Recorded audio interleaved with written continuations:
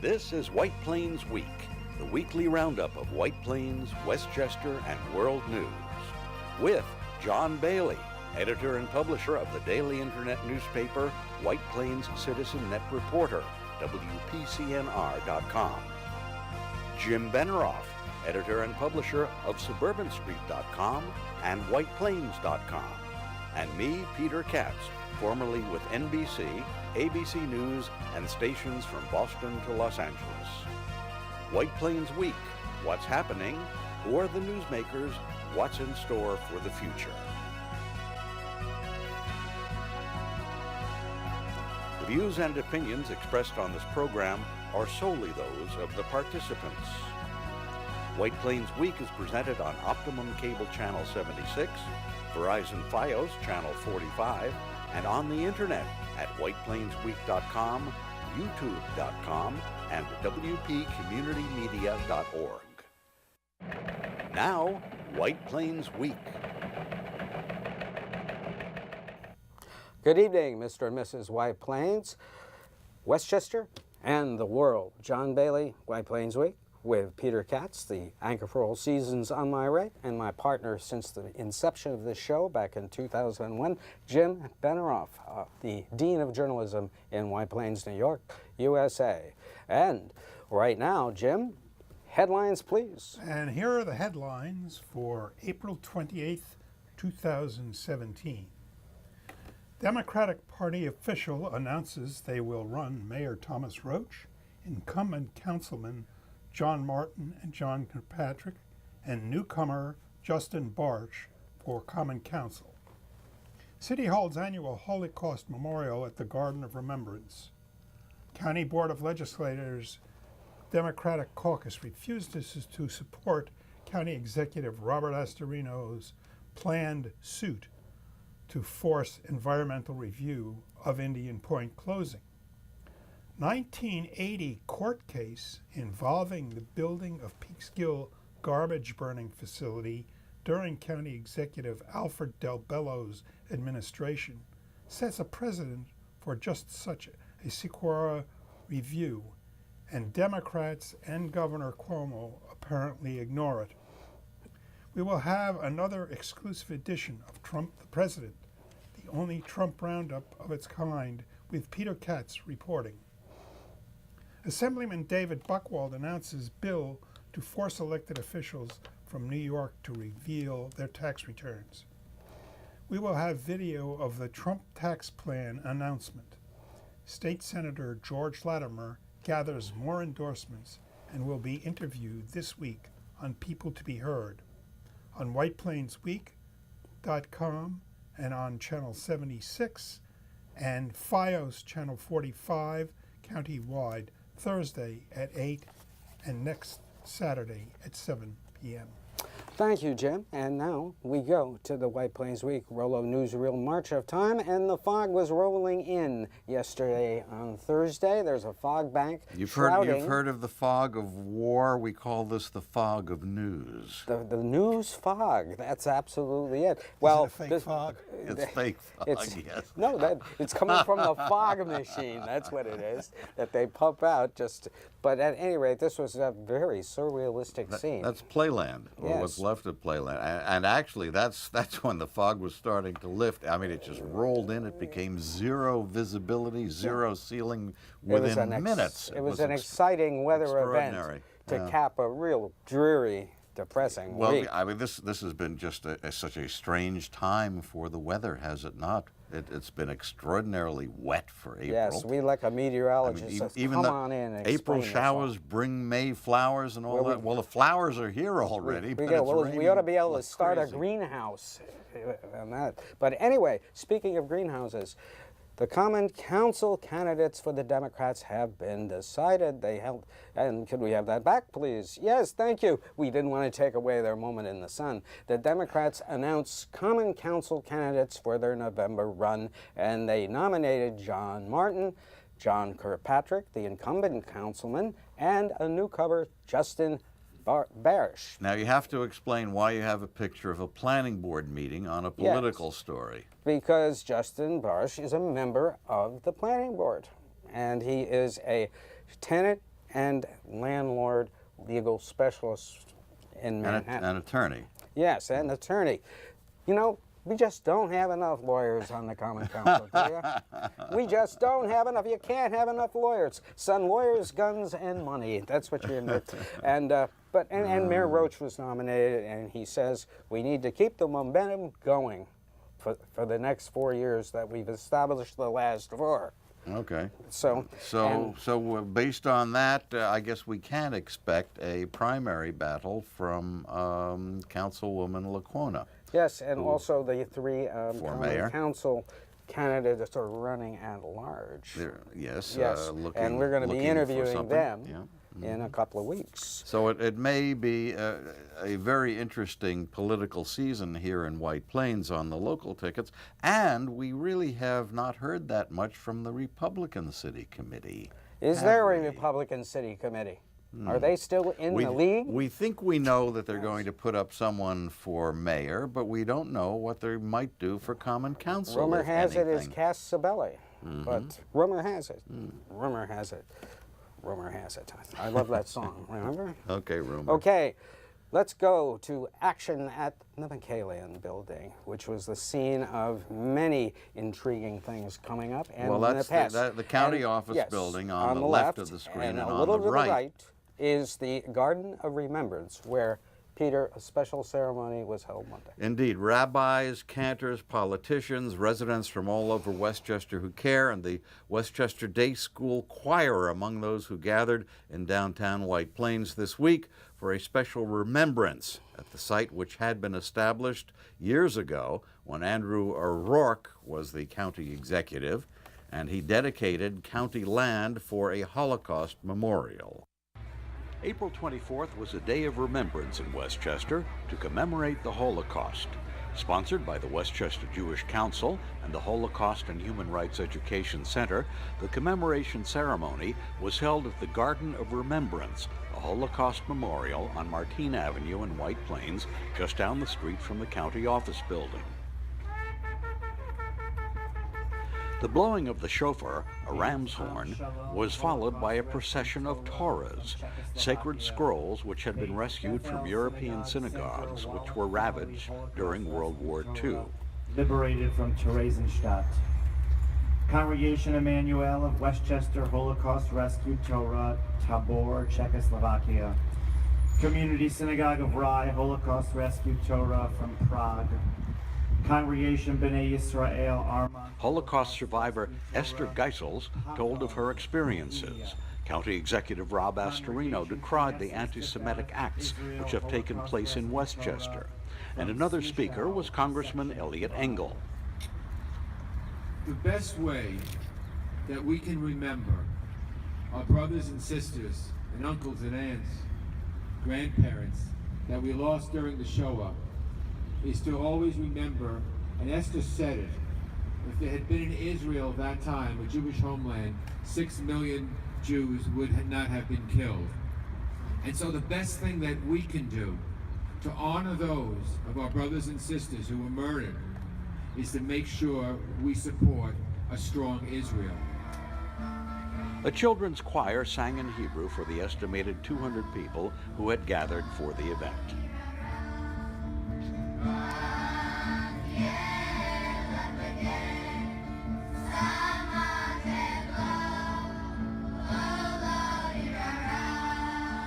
Before the event, Elliot Gottheimer, Executive Director of the Westchester Jewish Council, described it as one of the most important programs for the organization, and noted that in the current climate of hate and bias crimes, it is so important to ensure that atrocities, such as the Holocaust under Hitler, never happen again. Well, Peter, very moving ceremony. Thank you for that video. And thank my wife, Susan. Right. Well, we have a lot to thank Susan for. Right. Now, moving on to another event at the McCallion building. Last week, as you recall, we can have the County Executive Rob Astorino mentioned in his State of the County speech that he was going to sue Indian Point of the state to have Indian Point undergo an environmental review. But the Democrat caucus put out a press release this week saying that they were not going to support the suit. We're not going to vote for it. Quote, yeah, actually, Astorino had announced that a couple of weeks ago, and we had tape of his news conference, which he did up in Peekskill on that. And at the time, it appeared that the Democrats were going to oppose it. So now what they've done is they've said, yes, indeed, we're going to be fighting this. Right.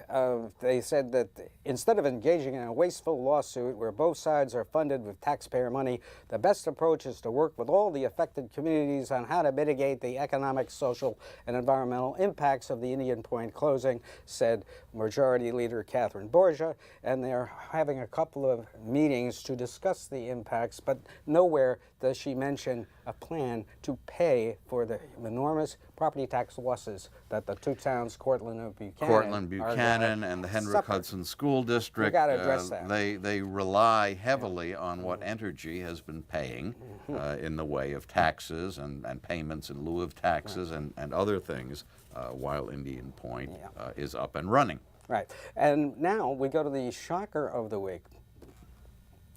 And the shocker also took place many years ago at the county courthouse, which is named the Richard Durango Courthouse. And back in 1980, there was a lawsuit presented by the Friends of Conservationists in Westchester, and they said that to build the Peekskill plant, it needed an environmental review. Now, this was the garbage plant which had been proposed many years ago under the Spano administration at the time. Right, and that is and Westchester agreed to conduct a SECRA review on building a waste disposal plant as a result of this action. The judge, Richard Durango. I apologize for that. And this was the. Did I say Spano? Decree. It was Del Bello administration, Yes, Del not Bello. Spano administration. Right. Sorry. And we had next slide, please.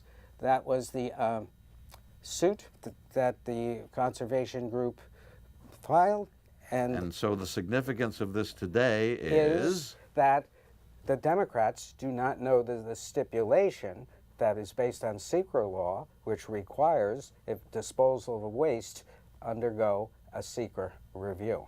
So we're disposing nuclear waste. So therefore, they supposedly are violating SECRA.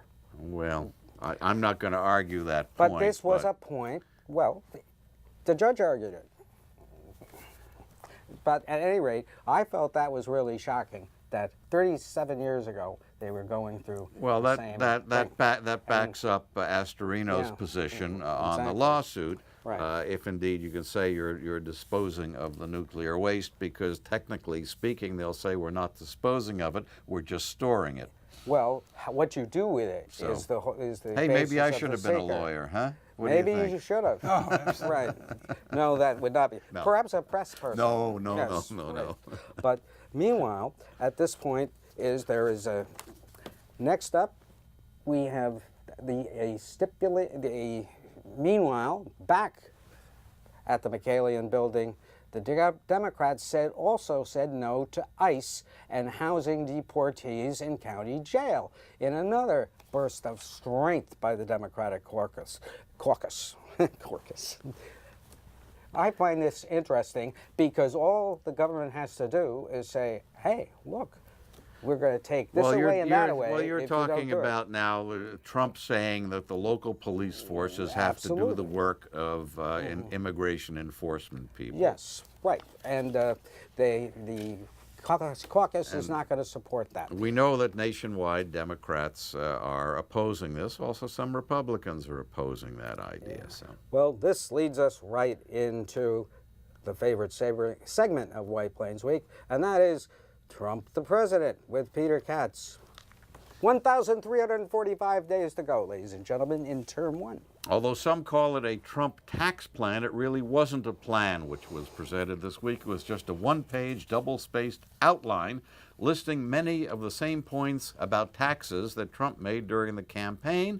These are the changes in the tax laws which he says will create jobs and a booming economy. But all anyone could conclude from what was presented in the Trump tax plan is that the millionaires and billionaires would be putting more millions and even billions into their pockets, and middle-class people, people making $50,000 to $250,000 a year, would pay more, perhaps a ton more in federal taxes, especially if they live where state and local taxes are already high, like here in White Plains. All the blue-collar Trump true believers had to do was really read what was put out by the White House and listen to what was being said by the White House to know for certain they had been conned during the campaign. On April 26th at the White House, reporters were briefed on the administration's tax plan. Key elements: only 3 personal tax brackets, 10, 25, and 35%. Double the standard deduction. Eliminate most itemized deductions, especially state income and real estate taxes. Repeal the alternative minimum tax and estate tax. Cut the corporate rate to 15%. National Economic Director Gary Cohn spoke first, then Treasury Secretary Steve Mnuchin. The threat of being hit by the death tax leads small business owners and farmers in this country to waste countless hours and resources on complicated estate planning to make sure their children aren't hit with a huge tax when they die. No one wants to see their children have to sell the family business to pay an unfair tax. Our objective is to make U.S. businesses the most competitive in the world. Right now we have a 35% corporate rate on worldwide income and deferral.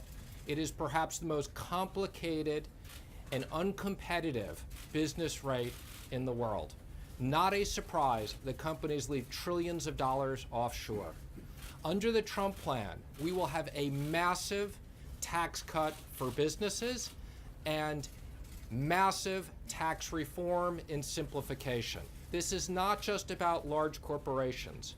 Small and medium-sized businesses will be eligible for the business rate as well. The business rate is going to be available for small and medium-sized businesses as well as corporations. However, we will make sure that there are rules in place so that wealthy people can't create pass-throughs and use that as a mechanism to avoid paying the tax rate that they should be on the personal side. And I would just say on the dividend rates, we believe that restoring the 20% capital gains rate is critical to investment in this country. U.S. companies will pay income on income related to the U.S. So it's territorial. U.S. companies will not be subject to worldwide income, which has made them uncompetitive. Now, it's interesting to note that on the estate tax right now, there is no federal estate tax unless your estate is worth more than $5.5 million.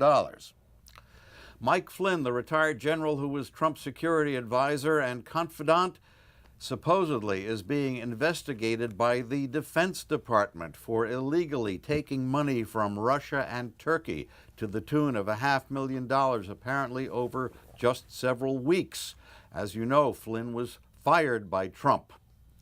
Trump's advisor and son-in-law Jared Kushner reportedly is under investigation for his ties to an Israeli family which has been involved in bribery of foreign government leaders.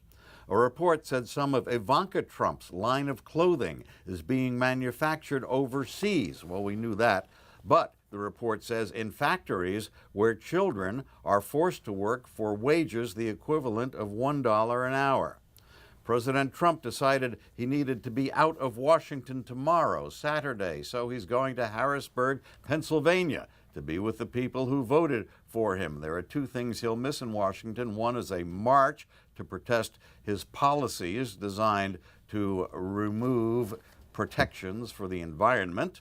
And the second is the annual White House Correspondents Association dinner. It's been a tradition that the president roasts the reporters and the appointed speakers roast the president. A couple of years ago, President Obama made Trump the butt of a few jokes, and Trump's reaction made it plain that he had no sense of humor when it comes to Donald Trump jokes. President Trump said some progressive things about North Korea. Progressive if you call threatening a nuclear strike progressive. Some people really worry whether he's trying to start a war in the hopes that the American people will rally behind him and forget the lies and forget the incompetence in the White House, the way they used to rally behind presidents in wartime. We need a peace-seeking mission. The Republicans may try again next week to pass Trump Care. Despite what they say, what's being floated on Capitol Hill still gives the insurance companies the right to curtail what they cover, to refuse coverage for pre-existing conditions, to triple or quadruple premiums, and to kill health care for 24 million people or more. Trump says he won't insist that a spending bill to keep the government from being shut down contain money to build the wall that he said we weren't going to pay for. Anyway, Trump says he wants to dismantle the Ninth Circuit Court of Appeals. John, wasn't it Hitler who dismantled Germany's courts when he took power? Which we have pointed out on this program. Senate Majority Leader Mitch McConnell says he'll treat any Trump tax cut bill the same way he did the Gorsuch Supreme Court nomination and change the rules so it can be passed with only 51 votes, not the 60 votes usually required. From the little we know about Trump's tax returns and what he says about his net worth, having seen 2 pages of a 2005 tax return, what's in Trump's tax plan would instantly put $30 million more in his pocket, and anywhere from $1 billion to $6 billion in his wife and kids' pockets. The newspaper USA Today has done an investigation and reports that Trump and his companies have 422 apartments in various buildings ready for sale to whoever wants them. Now, this could very well include governments, corporations, and individuals who think they can bribe the President of the United States by paying more for apartments than they're worth. You may recall that I think support would be a better word. You may recall that a few months ago, a Russian oligarch bought a $35 million house in Florida from Trump for about $100 million. Of course, that was because it was worth $100 million, right? Absolutely. I mean, real estate is coming back. Trump speaks at the NRA convention, which is taking place in Atlanta. He's the first president to speak to an NRA convention since Ronald Reagan. Maybe they'll fire guns in the air like they do in the Pancho Villa movies. Maybe. Right. You never Maybe know. so. And we do not, what about the Buchwald deal? Okay, well, we can move right on to David Buchwald. Yeah. Now, before he became the New York State Assemblyman representing White Plains and other parts of Westchester, Buchwald was a tax attorney, and that background served him well this week because Buchwald and State Senator Brad Hoylman of Manhattan announced that they were introducing legislation that just might get us a look at President Trump's tax returns. Now, Buchwald, along with Hoyland, State Senator Daniel Squadron of Manhattan, and Assemblywoman Pat Fahey of Albany, held a news conference in Albany this week to announce what they were doing. We are here today introducing legislation to require the New York State Department of Taxation and Finance to release New York State tax information and returns for statewide elected officials, including the President of the United States. The bill would require the tax returns to be released within 30 days of enactment of the legislation, going back 5 years, and then continuing each year the person is in office. This is only New York State tax information. We don't have jurisdiction over IRS tax returns, but the only thing that keeps New York State tax returns private and being inaccessible to the press and the public is a New York State statute. So we are proposing to amend that statute, and we are doing that in circumstances where we feel that clearly the public interest in understanding the tax and financial positions of top government leaders outweighs personal interest in keeping things secret. When the income tax was first implemented in this country, tax information was in fact public. The IRS used to actually release the names of everyone who filed a tax return and how much the tax liability was. That was the case with the first income tax in the 19th century, but then also the Revenue Act of 1924 had that provision. That provision was, in effect, upheld by the U.S. Supreme Court because there is no general constitutional requirement that government information be kept private. Now, as you might guess, Republicans in Albany have not exactly lined up to throw their support behind this effort. You're kidding. State officials such as the governor and lieutenant governor and attorney general routinely make their tax returns public, and presidents have done so long before Trump came on the scene. So stay tuned to see how that works out. And this quickly, at 4 p.m. on Monday, May the 1st, hundreds of immigrants are expected to join labor, community, legislative, and business allies outside the McCallion building on 148 Martin Avenue in White Plains to participate in the largest mobilization of immigrants and supporters since the Trump election, channeling momentum from Day Without an Immigrant events around the country. And it's sponsored by 32BJ of the SEIU Union of the Hudson Valley Community Coalition, Westpac Foundation, and you have some film. Well, you know, it's interesting, John, you mentioned Westpac because they are involved in staging demonstrations, lobbying politicians, and otherwise pushing for progressive social change in Westchester County since 1974. When they were founded, they held their annual awards dinner last night, Thursday, at the Women's Club in White Plains. Now, the event honored Latifah Williams for her public service efforts, Scott Havelka, Director of Programs and Services at the Loft in White Plains, Sharon Salam, an advocate for justice for more than 40 years, and Betty Lyons, President of the American Indian Law Alliance. Among the speakers was Westpac Board President Dr. Teresa Delgado. Connie Hogarth and Charlie Shiner co-founded the Westchester People's Action Coalition, Westpac, as a peace, justice, and environmental coalition in 1974. Now, the emphasis back then in 74 was on stopping nuclear power and nuclear weapons.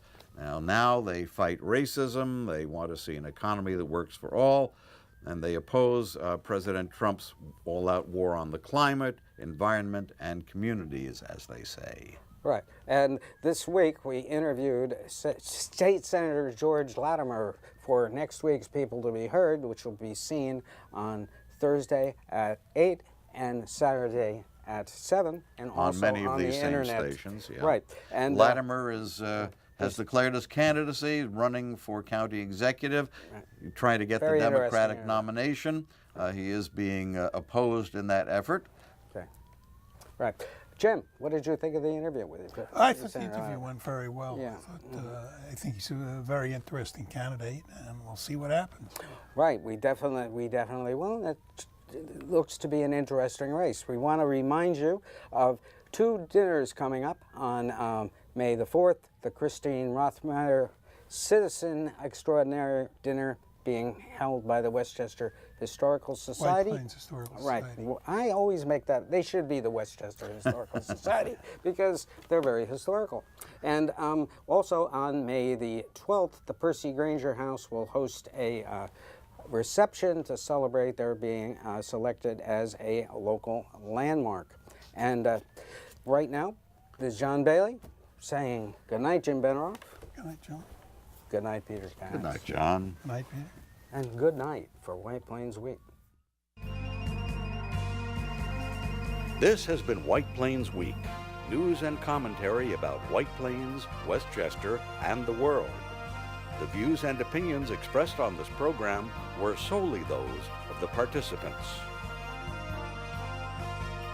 White Plains Week, produced by White Plains Citizen Net Reporter, and presented on Optimum Cable Channel 76 and Verizon Fios Channel 45.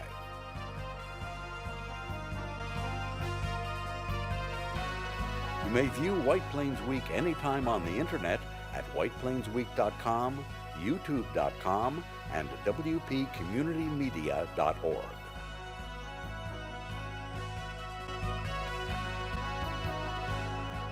For White Plains Week, this is Peter Katz speaking.